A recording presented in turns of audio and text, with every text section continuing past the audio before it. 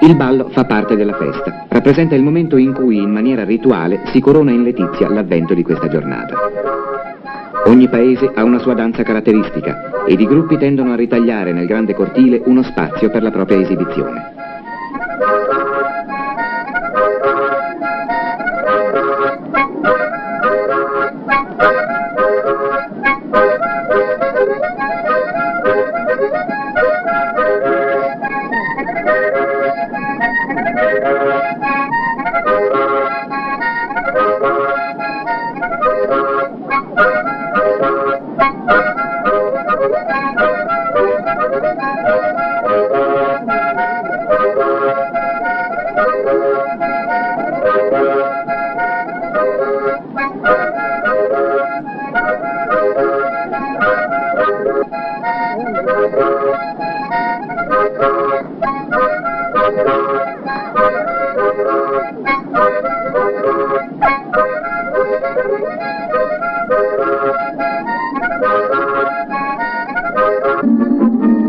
Il grande pranzo comune è un atto senza il quale la festa non sarebbe completa.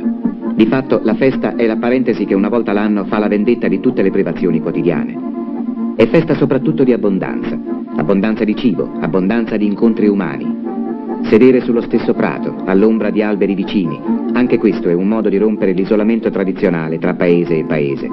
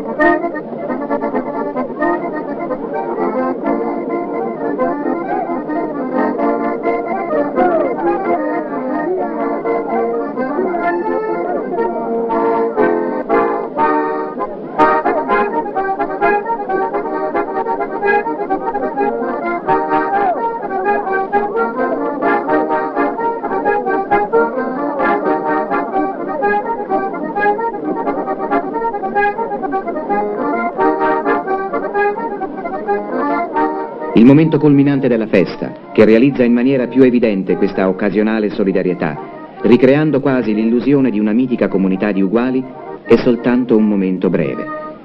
Domani la dura realtà quotidiana riprenderà il sopravvento e come ogni anno gli antichi santuari si chiuderanno nella loro silenziosa solitudine.